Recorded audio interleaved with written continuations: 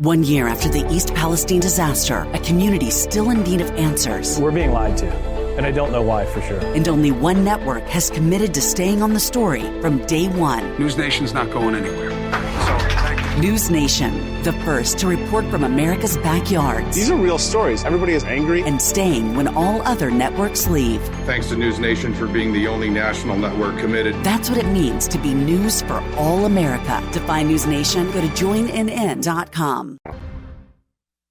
Beth Vargas, stay with NewsNation for all the latest on the Kansas City shooting. The Hill, moderated by Blake Berman, coming right up.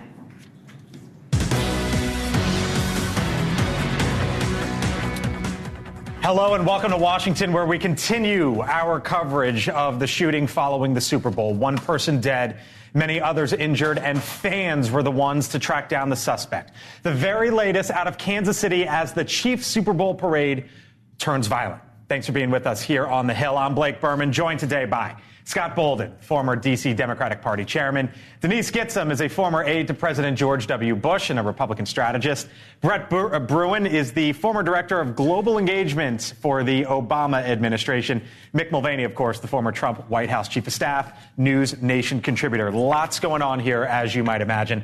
The Hill on NewsNation starts right now.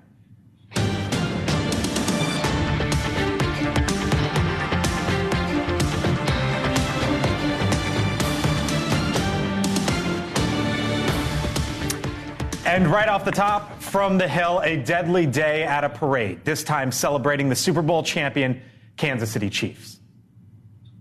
We never would have thought that we, along with Chiefs players, along with fans, hundreds of thousands of people, would be forced to run for our safety today. This is a day that a lot of people look forward to, something they remember for a lifetime. And what they shouldn't have to remember is the threat of gun violence. Thousands of fans celebrating the Chiefs' dramatic Super Bowl win. Tonight, police say one person is dead, several others potentially in critical condition, about 10 at least injured in the shooting when bullets started flying near that parade. Among the thousands in attendance, the senator from Kansas, Roger Marshall, who posted in part, quote, "I am devastated and angered by the senseless act of violence that turned a day of celebration for our community into a complete tragedy. During this chaos, our team thankfully made it to shelter safely.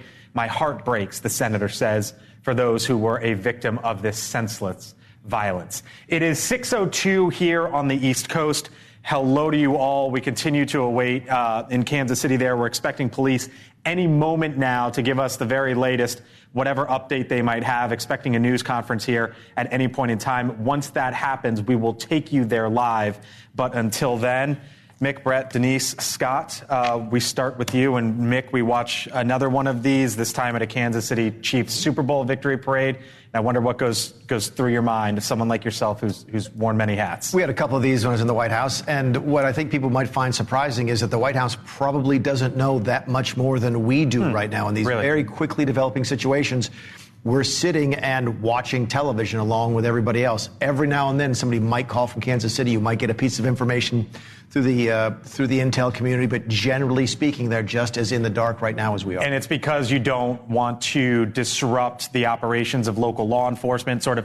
Is that one of the reasons why? Or? No, it's because unless there's something much bigger to it, if it's an act of terrorism or something, there's no reason for the president of the United States to know anything more than we do. No one is in Kansas City going, "Oh my goodness, let's make sure the president knows this before the public." Got it. President Biden, by the way, has been briefed. We should note, Brett. Yeah, look, I think the old Republican argument that we just need more folks with guns outside of our schools and we can prevent these mass shootings is undermined by what we saw play out in Kansas City today. We have got to go beyond these stale talking points and start to really think about solutions that are going to deal not just with the superficial stuff, not just with the thoughts and prayers, but how are we going to ensure that as a country, we can come together for moments of celebration, we can send our children to school and not have to worry? Because the next time that there is a Major League Baseball parade, the next time that there is a marathon, there are going to be fears in the back of Americans' mind that this too could replay itself again. And that, I think, has got to be addressed, and it should find its way into the halls of Congress and onto the presidential campaign. I want to get to Congressman Mark Alford real quick, but Denise, Scott? I mean, I don't like talking points either, and I don't necessarily think. But it took us 30 seconds to get time to. Right, that's. Yeah, I mean, I think. Which is what you see here in Washington. There's a lot of heroic stories are going to come from this. There's going to be good and there's going to be bad, and it's a whole mixture. And right now, Chiefs fans tackling one of the suspects. And it's just so devastating that we have to even address the politics around it when we're all still in mourning. But we need to stop talking about it. And I'm speaking to Democrats and Republicans. We need to stop talking about it and do something about it. There have been 45 mass shootings in the last year. That's either someone gotten shot or killed, 3 or more per instance. 45, that's about 4 a month.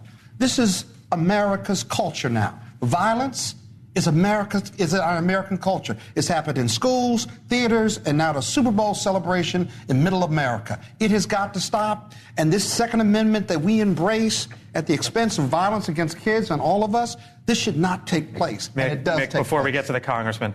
I actually agree with Scott. It is a culture of violence. The Second Amendment is not the reason we have a culture of violence. It's a breakdown in the rest of the culture, but we'll have that conversation. Have that conversation later. Come on in, Congressman Mark Alford. He is from Missouri and joins us live here on the Hill. Congressman, if I jump in, it is not because I'm trying to be rude, but because we are expecting this police press conference here at any moment. This is your backyard. You live in the area, and I wonder what's going through your mind, sir. Well, look, I anchored the news there for the Next Star station. In fact, for 25 years, I was at Union Station a lot, was just there last week. My daughter and son were at the parade. They left before the shooting occurred. It's a sad day for Kansas City. This was supposed to be a day to celebrate. And it's still today we are mourning the loss of one person and others injured. This was some 2-mile route that ended at Union Station, which is basically the town square now for Kansas City. All of our celebrations take place there. In 2015, the celebration for the Royals. Last year, I was there with Emmanuel Cleaver and Sharice Davis for the parade that ended right there at Union Station. This year, it ended in tragedy. And my heart just goes out to that community. And yes, it is a human violence problem. How do you solve that? That's a great question. Your family was there, you said? Yes, my daughter and son, we're all big Chiefs fans. We watched the game together. I was going to be in the parade, but we came back to do our work here in Washington today. We just had a moment of silence on the floor. Representative Cleaver, who represents the 5th District there in Kansas City. I'm just south of there in the 4th Congressional District. Sharice Davis from the 3rd District of Kansas, and Ann Wagner from the St. Louis area, all together showing our respect for the victims and for law enforcement. Since you're from the area, have you gotten any information that hasn't been necessarily put out there publicly that you can share? Anything on the law enforcement aspect of this, whatever you might know? No, I do know that the Kansas City, Missouri Police Department has been training for this. If you look online, you can see the videos they put out this morning, a pep talk by the new chief, Stacey Graves, who's a wonderful person, used to run the communications department for the Kansas City, Missouri Police Department, and is now the chief, very well-respected chief. It was a call to arms for the men and women in blue to protect the citizens of Kansas City. And look, this is a 2-mile route with many, many intersections that end at this wonderful place with fountains and Union Station and the Liberty War Memorial. You've got 1 million people packed into this, basically a punch bowl. It is impossible to secure that area. You cannot run 1 million people through metal detectors to get in there to celebrate a Chiefs victory. Congressman Alford, we'll leave it there. Glad to hear that your family is safe. You're obviously, it looks like, back here in Washington. Congressman Mark Alford, appreciate the time, sir. Thank you, Blake. We again continue to watch and wait for the police department there in Kansas City to give us the very latest. Expecting a news conference here at any moment. What would you say to the congressman there, Scott? Prayer is always helpful, but I'm tired of being tired of listening to politicians and our leaders talk about too many guns on the street or not enough protection, mental health. We have to do something about it because this is violence like this, mass shootings, are part of American culture. Here's a question, Mick. Why are we the only country that has a mass shooting problem in the Western world, third world? We have a mass shooting problem where it is now part of our American culture. And shouldn't we be doing everything humanly possible, whether it's gun control, whether it's getting rid of assault weapons, whether it's reducing gang violence or mental health, whatever? Shouldn't we be doing everything? Would you say Second Amendment or not, everything to stop this? And that's where you lose so many people in this country when you say Second Amendment or not. There are too many guns on the street, and it's too easy to get guns. Let's say and guns kill people, and people using guns kill people. Let's say I don't agree with you, but let's say that I do. Mm-hmm. The Constitution tells us how to fix this, which if you don't like the Second Amendment, you go change it. If you're right, and everybody agrees with what you just said, I don't think they do, but if they did, you could change the Second Amendment through the amendment process. We're too lazy to do that. We want politicians to do it. We want courts to do it for us. If it's really this groundswell of support against handguns for sake of this discussion, let's put it to the test. Let's ask people, would you like to change the Second Amendment? We've never done that. We've never asked folks to do that. Or how we interpret the Second Amendment. Well, no, but that's a different... And this is a debate that this is a debate that's been going on for decades, months, years, weeks, days, and we still got the killing fields of America. You don't hear anybody say, let's have a constitutional amendment. We used to not allow women to vote in this country.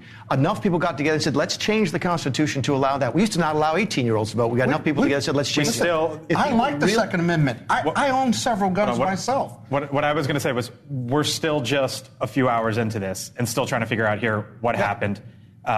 There are children in hospitals who are hurt. Yep. There are families who are devastated. There is someone who is dead. There are now suspects, a police investigation, and so on down the line.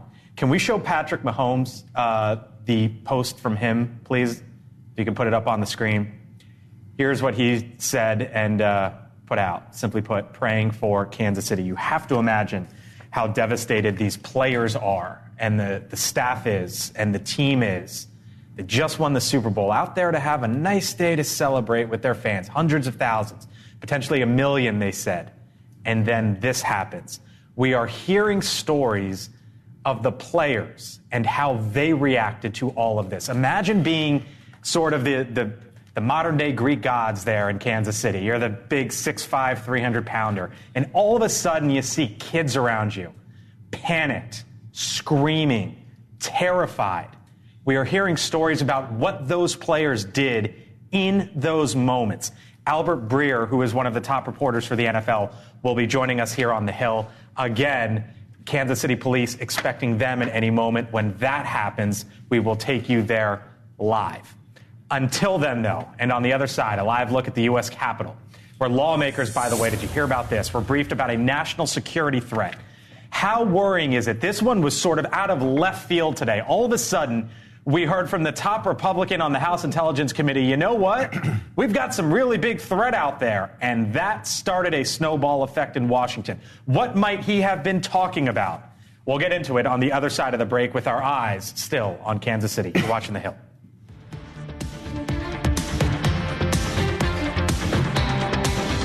To The Hill on NewsNation. We continue to watch Kansas City and the potential police press conference there. When that happens, we will take you there live. But meantime, back here in Washington, did you see this earlier today? It was a warning to the public. We're still trying to figure this out, by the way. And it came from the head of the House Intelligence Committee. That man right there, Congressman Mike Turner, announcing that members of Congress were briefed today in a classified setting regarding a quote-unquote national security threat.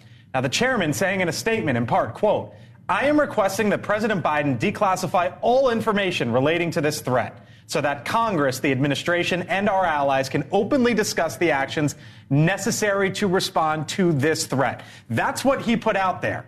So then, over at the White House press briefing today, you might imagine, President Biden's national security advisor, Jake Sullivan, was asked about all this. He was tight-lipped. All I can tell you is that I'm focused on going to see him, sit with him, as well as the other House members of the Gang of Eight tomorrow. And I'm not in a position to say anything further from this podium at this time. Then, the Speaker of the House, Mike Johnson, said earlier this afternoon that he brought this issue up to President Biden last month which is why a meeting is scheduled tomorrow between top lawmakers and Jake Sullivan. I will press the administration to take appropriate action, and everybody can be comforted by that. I saw Chairman Turner's statement on the issue, and I want to assure the American people there is no need for public alarm.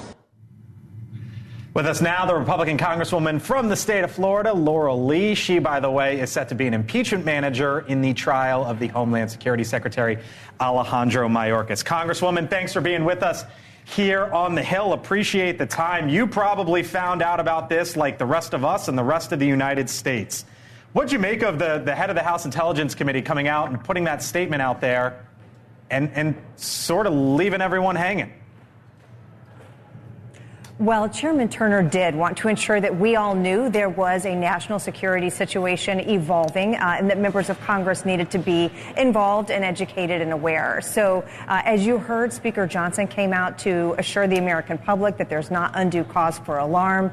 And what we'll be doing in the coming days is having briefings for members of Congress to be sure that we understand what's going on and can take any action that's necessary in response to the threat. Another thing that's important, both Chairman Turner and Speaker Johnson have referenced declassifying some information, and sometimes that's an important step to ensure that we can share information with the American people as well about what may be going on. You're also on the Homeland Security Committee. Here was the top Democrat in the House, Hakeem Jeffries, Congresswoman. He said this: the most urgent national security threat facing the American people right now is the possibility that Congress abandons Ukraine and allows Vladimir Putin's Russia to win, end quote. That was the full statement today from Hakeem Jeffries. What would you say to the top Democrat in the House?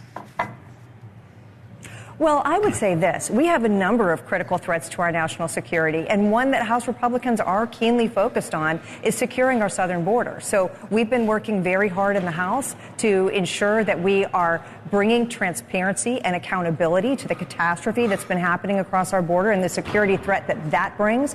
We all well know that the human trafficking and fentanyl smuggling and the extent to which the Mexican drug cartels have really taken operational control of the border. So certainly I agree we need to be talking about foreign aid and we need to be talking about our international relationships as well. But that is not a substitute for focusing also on our domestic issues.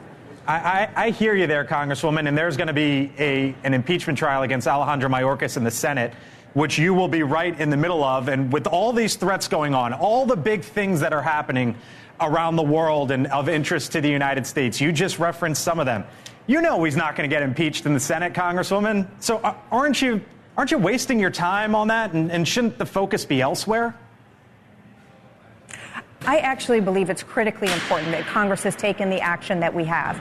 We have a cabinet secretary who has willfully and deliberately subverted the laws of the United States. He has multiple times been told by federal court judges that don't mean to. I'm sorry. I got to jump in just because we've got a live press conference out in Kansas City. Live listen right now. Continues to have updates. Things will continue to change throughout the night. It's why we are here to give you an update right now. The chief, both chiefs, will be giving more information both on the numbers of victims, the status of victims. The chief of police will give more updates on the investigation. A few things to note that we talked about earlier. In terms of who was in danger, what existed, it is my view, as someone who did have to run at the sound of shooting, that there were a number of people who were, in the very least, caught up in the incident in some way. Myself, my wife, lots of families, players, chief staff, and others, their spouses, their families, a number of people who were in or near Union Station. So many people have been touched by this incident, and we recognize that. We also pray not only for the victims, including the decedent that was discussed earlier and their family, but also the victims of the shootings right now who we hope are recovering inside our hospitals. We'll continue to give you updated information. At this point, we've talked to our federal partners. We have also talked to the Kansas City Chiefs. We will be talking to the National Football League and others. More so just to hear that all are safe who are with those institutions. And we continue to hope that all of those who were impacted are safe.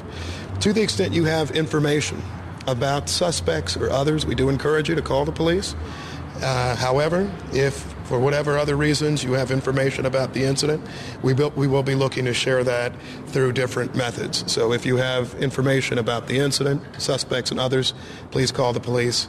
If you're looking for other information, we'll try to continue to give you regular updates. I'll say this final thing, and then we'll come back for questions at the end. Today was tragic for everyone who was part of it. I had the chance to talk to my wife just a moment ago, who said we became part of a statistic of too many Americans, those who have experienced or been part of or connected to a mass shooting. That is something that I hope we all recognize is highly problematic for all of us.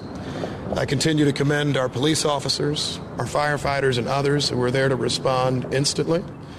But we also need to figure out a way to make sure that things like this stop happening in our country.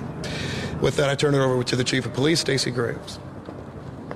Thank you. I just want to echo the mayor's thoughts and his prayers, and also to acknowledge that not only the victims who were actually hit by gunfire, but there are a lot more people who are going to be forever impacted by what happened here today.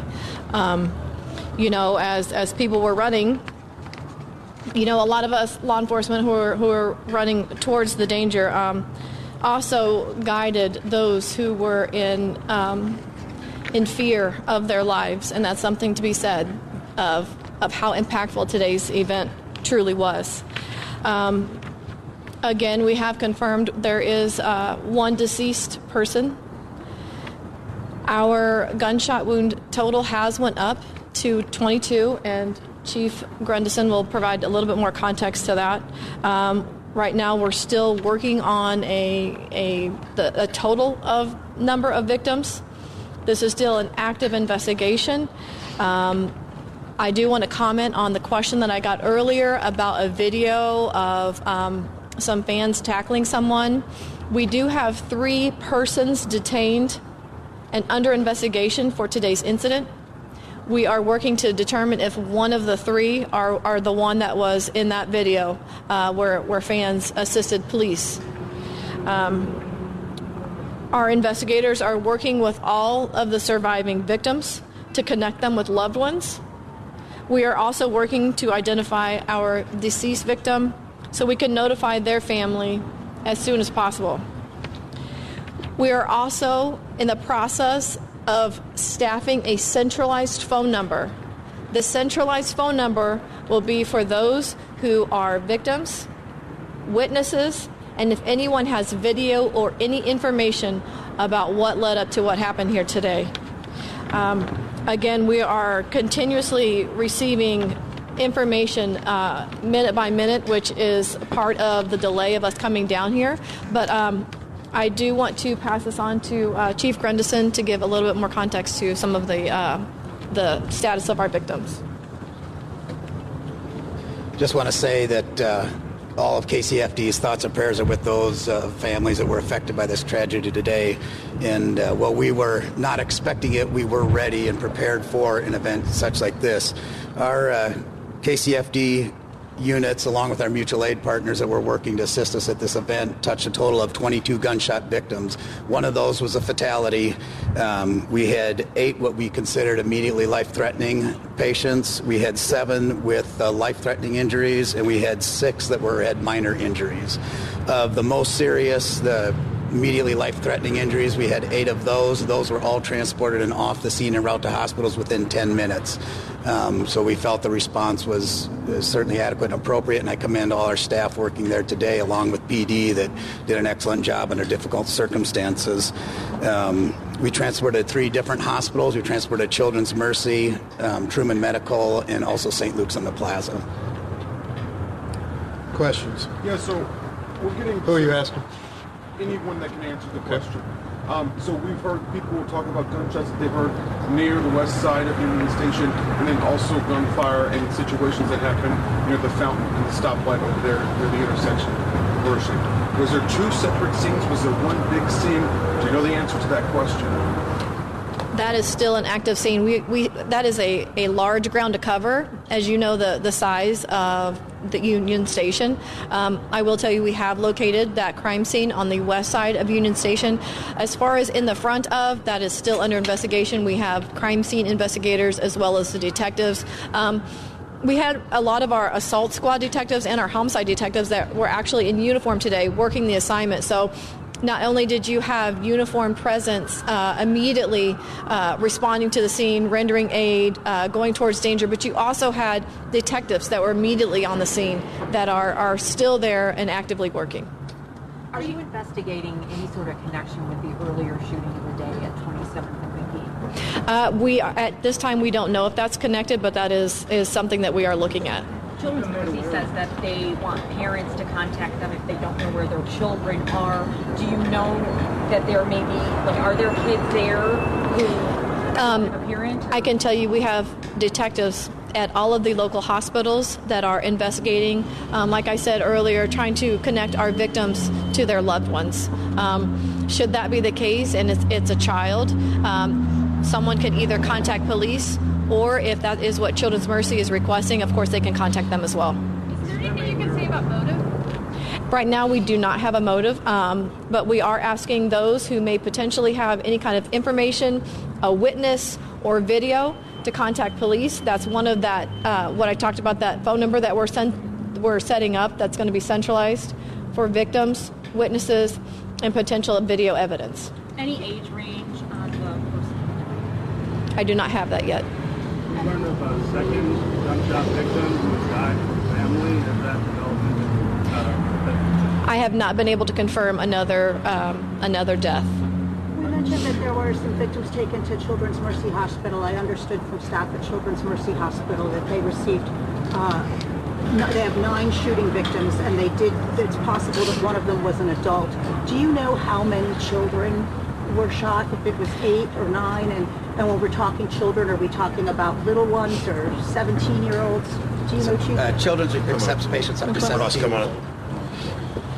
Children's accepts patients up to 17 years old, but we do not have that information currently on the exact ages of the patients that were transported.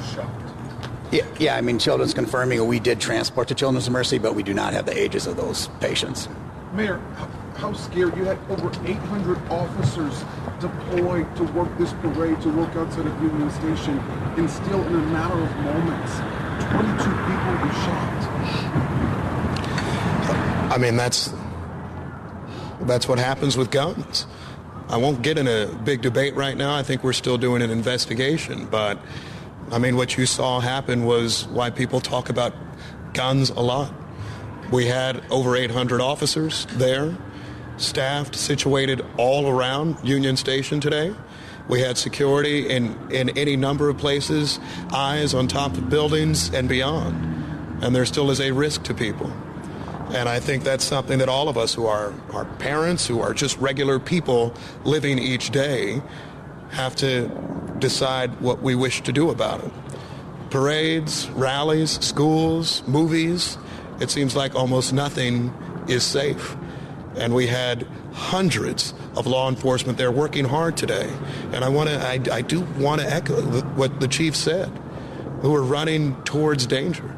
But in a matter of seconds, someone who wants to disrupt anything, someone who wants to create any type of situation, or someone who is very simply reckless can change not just one life or 2 lives, but almost 24. And that to me is absolutely devastating. And it makes me feel vastly more concerned as a parent just in the world today thinking about that. Chief, can you tell us more about how you were able to detain those 2 individuals? I'll get you in just a second. Clearly caused so much harm. What was the question? Can you tell us more about how you were able to take those 2 suspects into custody? Uniformed officers were on scene. I don't have all the information of exactly what they witnessed, but there was a pursuit, apprehension, slight injuries by our officers taking someone into custody. But as far as you're directly answering your question, I don't have that information right now. Chief, you have 2 gunmen in custody. You were talking about weapons earlier. Can you tell me how many and what type of weapons were involved? I don't have the exact on the weapons, but we have recovered firearms. I don't have a number for you or a caliber. We have recovered firearms, at least one. Chief Briggs, you have 2 gunmen in custody. Do you believe there are any others still unaccounted for? We have 3 people that we have detained. And that is what we are asking for, is if anyone has any information, is a witness or has any kind of video that may provide us if there is anybody else that was involved in this. Is there a risk to the community at this point? No, at this time, the scene has been cleared. It's being held. And when I say cleared, I say the scene has been made safe and it's been cleared.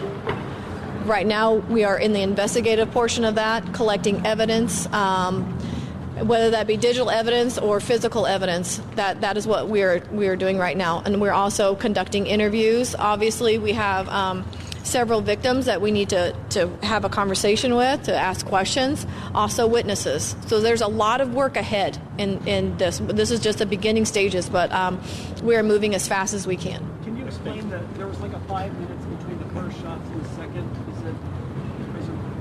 All of that has not been determined just yet. The number of shots, the time in between them, the motive, all of that is still actively being investigated. So we don't know if there were 2 separate scenes. We don't know the answer to that at this point. I cannot confirm that yet. And did I miss this? Last one here. Inside or outside Union Station? This was all outside Union Station. Thank you. Okay. Thank you. Thank you. Might have just been somebody who was helping release. I just want to make sure I'm right with my math. Northwest. All right, we've been listening here to Kansas City Police, to the fire department, to the mayor there, clearly devastated, processing, and trying to figure out what comes next. 1 person deceased, 22 shot, 8 with life-threatening injuries, and there are children who are now at Children's Mercy, the local children's hospital in Kansas City, recovering, and I'm sure trying to figure out what on earth just happened. Joining us now is Manuel Abarca IV. He is a legislator for Jackson County in Missouri, wearing his Mahomes 15 red jersey. Joins us live. Glad that put a smile on your face, at least referencing that, sir, because I hear you were there, and I wonder what you saw and you heard. Yeah, I was there with my 6-year-old daughter. Like many Kansas City fans, we were enjoying the festivities, and it turned from celebratory to fleeing. We sought refuge in the bathroom of a restaurant where we were rushed in with members of the Hunt family, Chiefs players, state legislators, all trying to find refuge away from guns. So you were there with the owner of the Chiefs. You say his family, players, huddled in a bathroom? Well, so everyone rushed into a restaurant. I went to a restroom, kind of as my daughter explained to me that her active shooter drills had taught her. And so she was more calm than I was because sadly in our society, this is a commonplace where elementary students are taught what to do in active shooter situations. And so she was calm and I was very afraid. She's 6, you say? So kindergarten? Yeah, kindergarten. What were you telling her and what was she saying to you? I just told her that we had to be quiet. Daddy didn't know what was going on. We knew that there were guns involved. We knew that we were safe for now, but we just had to be quiet and be calm. And thankfully, she believed me. She picked up the phone and started drawing in an iMessage, and we were there, not knowing what was going to happen to us, not knowing who was on the other side, how many. The fear runs through my head of what could have gone wrong in any moment. Sadly, we were on the other side of the bathroom door with little protection. Manuel Abarca, glad to be able to speak with you and that you made it out. I'm sure there's lots of conversations to be had in the days forward with your 6-year-old kindergartner. But for now, just hold her tight, give her a hug, and I hope you get a little bit of sleep tonight. Manuel, thank you for this. Time to go to work. Joining us now, NFL reporter for Sports Illustrated, Albert Breer. Albert, thanks for being with us here on the Hill. There was a social post of yours that caught my attention. Let me read it real quick. Here's what you reported. You said the Chiefs left the parade in buses and in shock. I'm told the players were unbelievable, calming panicked kids down. Blaine Gabbert, Trey Smith, Austin Ryder, Chris Oladokun, I might mispronounce that, all rallied. Smith went to one upset kid, gave him the WWE title belt, and sat with him till he calmed him down. Albert. Yeah, I mean, that was, and obviously in a situation like this, Blake, as you try to cover it the best you can if you're not on the scene. And, so I got in touch with some Chiefs people that I know. And the one thing that, is uniform across the board was the players were absolutely unbelievable. And, just to paint the picture here, obviously, been a long day of celebrating the championship, and, they get off the stage, and, as they're getting off the stage, the situation erupts, and, kids are separated from their parents in some cases. And there were a lot of kids there, not just players' kids, but coaches' kids, front office people's kids. And, so they're all scattering to get out of there. And, I believe some were separated from their parents, and, a lot of kids just understandably panicked and, trying to piece everything together. And, evidently, like these players were absolutely incredible in getting some of the kids calmed down.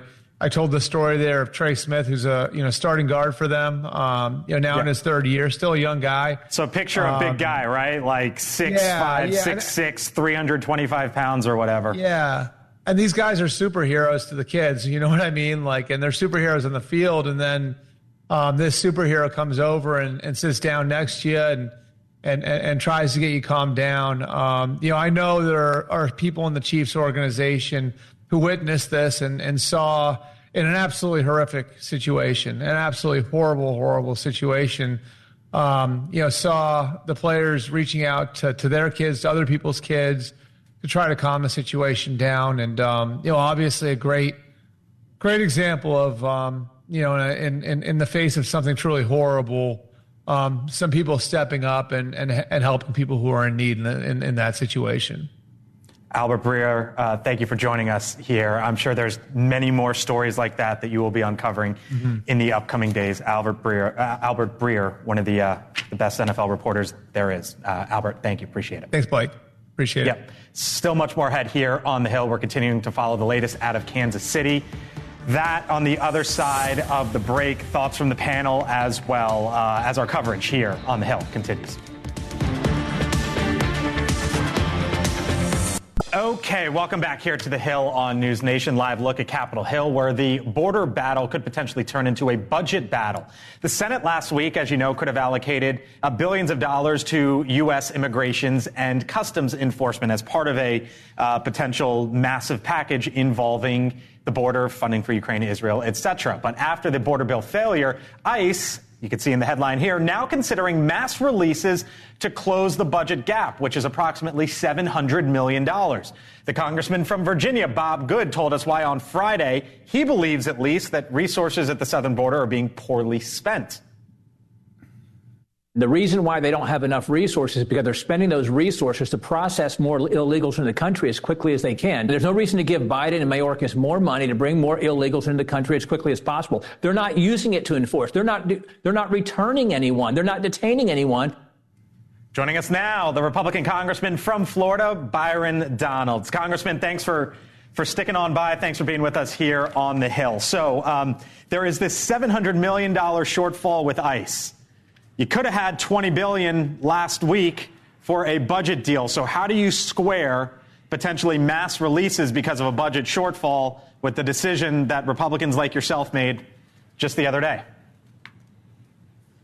I don't square that at all.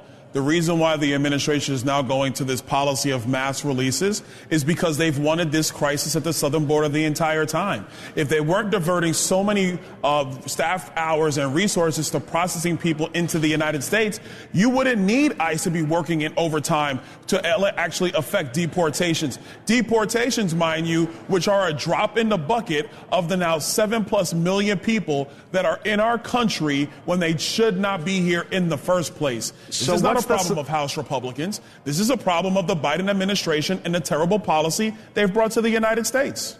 So what's the solution here? Because I know Republicans like yourself want H.R. 2, right, which is basically the Republican plan in the House. That's not going anywhere in the Senate. The Senate deal that was negotiated, not going anywhere in the House. I don't need to tell you this, Congressman. You know the reality. But as I project forward, I just wonder, what's the solution here, especially when we see headlines like this? The actual solution is for Joe Biden to reverse course on his policies that he put into place when he became president. He's the one that signed 64 different orders about changes to protocols with respect to border security and migration into the United States. He can simply reverse course. It doesn't take any money. It doesn't even take anything to pass out of Congress. We can draft the executive order for him if his White House forgot how to draft executive orders. We'll do it for them. That's really what you need to do. Once you stop the flow of people coming into the United States, then you can have the resources to deal with the people who are basically applied for asylum, but we all know, A, they're not going to be approved for asylum, or B, they're not even going to show up for the hearing to adjudicate asylum in the first place. You know, Congressman, the other big story out of Washington today, Congressman Mike Turner, the top Republican on the House Intelligence Committee, talking about this quote-unquote national security threat that members of Congress got briefed on today, that the White House can't talk about, that no one on the Hill can talk about. Now the American public is wondering, what's all of this about? What did you make of the House Intelligence Committee head coming out and levying this sort of warning that he can't talk about because it's classified? Well, look, I do appreciate, since I'm not a member of the Intel Committee, I do appreciate the ability to read some of this information. Obviously, I cannot discuss it, but what I would say is that the information that I read isn't going to cause me any clear and present alarms to the American people. It's simply not that. I believe that if we have a strong foreign policy footing, which is a shift from where we are right now, it will give us an opportunity to be prepared for any potential threats as discussed in the intelligence report. So no clear and present alarm is your reaction. So I guess the follow-up makes me wonder, why did he need to go forward with it? Do you think he should have? Well, I mean, look, that's a question for Chairman Turner, not for me. I think having read it, I'm glad I'm apprised of it. But in terms of do I feel it's something actionable today? I don't believe so, no. Okay. Congressman Donalds, we have to leave it there. It's been a busy day as we continue to monitor the situation in Kansas City, but we do appreciate your time. Hope you come on back soon. Thank you, sir. Of course. Thank you. So we were talking, Mick, to Congresswoman Laura Lee about this, and then obviously the press conference in Kansas City. So to reset for a second, we never see this in Washington, right? You got the head of the House Intelligence Committee coming out talking about a quote-unquote national security threat. Jake Sullivan, who's the president's national security advisor, goes to the White House podium and says, can't talk about it. I'm going to be talking to Mike Turner about it tomorrow. All of the House can receive a classified briefing, and us in the public have no clue what's going on. What do you make of it? Former congressman, former White House chief of staff. I was absolutely stunned by Mike Turner's comment today. Explain I yourself. was trying to figure out what good he was trying to accomplish. And now that I've heard what Byron had to say, Congressman Donalds, I'm even more confused. There's no reason for Mike Turner to do this. If it's really serious, and it's a clear and present danger, to use a legal term, then you certainly wouldn't want it to be public. You wouldn't. There's no reason to make this, to declassify this. I keep coming back to what you and I talked about. Yeah, I wonder if he's just trying to put this out there to say, you know what, this is why we need to have Ukraine funding. That's the only thing that seems to tie up with the facts so far, that Mike Turner wants more money for Ukraine, and he's decided to do this to scare people into voting for it. And that is a stunning development, if it's true, from the chairman of the House Intelligence Committee. We're not saying it is. We don't have the full information here. We don't know. But it does fit the facts. But we do understand from the information that has been released, it has to do with Russia, potentially. So there's reports that maybe this has to do with Russia. Yeah. But what is astonishing here is at a time when Russia is mounting even more significant threats, not just to Ukraine, not just to other countries in its near abroad, but indeed to the United States, to the international order. How can you possibly walk back from that's different. I want to get you two. It isn't different. I want to get you two in for final thoughts real quick. I was listening to a friend of mine's a reporter on Capitol Hill, and he was talking to some members, and he told me that when he approached them about what they had seen, they looked like they'd seen a ghost. So even though I don't ever believe that anything that happens during election season is accidental, the accidental leak or the mole. There's always a political motivation behind it. It'll be very interesting to see what happens. I think that Americans increasingly understand that foreign affairs is something we need to pay attention to. Yeah. It's moved up to one of the 3 most important issues, and this is going to be telling. I agree with all 3 of my colleagues on the panel, but I must tell you, there's got to be an upside to this, and if it's indirect, you've just caused a bunch of people to be in fear. If it's direct, then the pushback is that it's not a clear and present danger. So why do it? It just seems like an irresponsible statement. I'll leave the audience at home with this. That man right there has been a member of Congress, the head of the CFPB, a White House chief of staff, the budget director. Did I have all the hats right? More or less. More or less. Yeah, that's and the fact that you're sort of stunned and can't really scratch my game plan this out makes me wonder. Even his explanation, I wanted to declassify it so I can talk about it with members of Congress and our allies. No, you don't. You do that when it's classified. The only people who get to see it if it's declassified is the public. Gotta leave it there. Before you release something like that to the public. Leland Vittert on the other side of the break when The Hill on NewsNation returns. Stay with us. That changes. That's when we said, okay, we need to have this conversation. What's to happen if something were to happen to us? Having a trust, having a will, really button up the process for whoever is continuing on our legacy. Knowing that my loved ones, my husband and my daughters are taken care of, it was a huge relief. Create your estate plan at trustandwill.com. All right, welcome back to The Hill here on NewsNation. Before we go, check this out. 2 protesters here seen dumping red powder on the case that covers the U.S. Constitution, the original copy. Now, in the video, they called on President Biden to declare a climate emergency. On Balance host Leland Vittert joining me now. That'll show them. Yeah. I mean, when you see that, when folks ask me like, oh, I'm coming to D.C., where do you go? Go to the National Archives because you got Bill of Rights, the U.S. Constitution, et cetera. You could see it there, walk right up to it, and to dump powder on it like that. Look, we've been seeing this in different places. I think it was Mona Lisa, right? And now we've climate protesters. Climate protesters. We see people shutting down highways. I'm waiting to see what happens if these fine folks head to like Aspen and barricade the runways where everybody's landing their private jet on President's Day weekend. That'll show them, right? Just go to Aspen and shut down the ramp. See how long that lasts out there. Yeah. You're going to be talking about Mike Turner and what he did coming up. We all find this fascinating. It is. We say a lot of things are unprecedented. What I think is so interesting is how you've got very seriously conservative Republicans who are the most angry at him for it. Right. And just for the general public, it's like, what is this? We don't. Well, it's scary on its face, but it's also scary if the chairman of the Intel Committee is playing politics with his job. We don't know. We don't know what the information is, et cetera.